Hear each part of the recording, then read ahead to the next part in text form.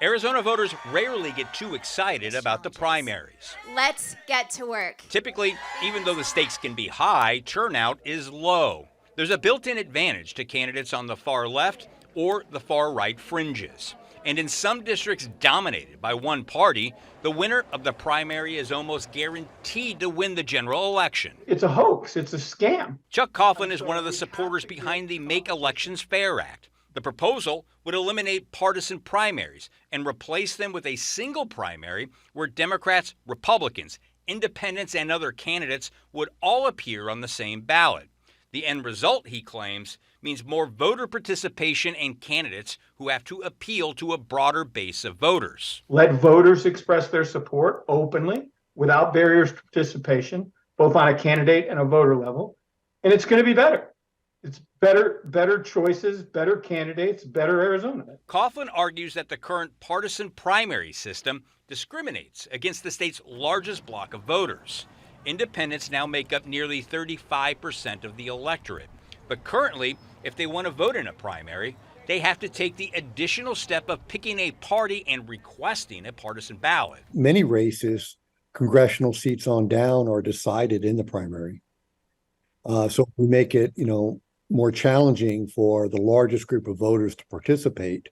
We're really excluding them from participating in elections in general. ASU professor Tom Riley conducted a study over the summer that revealed 80% of Arizona voters want a nonpartisan primary system. Most of our local elections in Arizona are elected in a nonpartisan manner, as are our judicial candidates. So this isn't necessarily a foreign concept. Now, the proposal still needs to get about 400,000 signatures by July of next year just to qualify for the ballot in November of 2024, where voters will get the final say.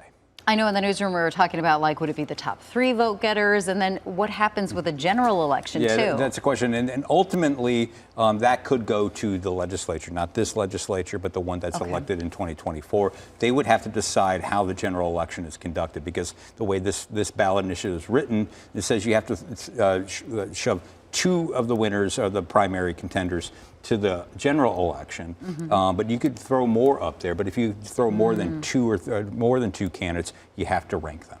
And then, Dennis, what about funding? Would taxpayers continue to keep paying for the partisan primaries? Yeah, and that's the great thing about this thing. If you're someone who's a hawk on taxes and stuff like that, it would do away with the partisan primary election. So no, you wouldn't be spending taxpayer dollars on partisan primaries. But the big one here, the big question, is the presidential preference election every 4 years. The last PPE that we had, it cost the state about, I believe it was $4 to $6 million to hold that election. This initiative would open up that process, that presidential preference election held every 4 years, to everybody, regardless of their party.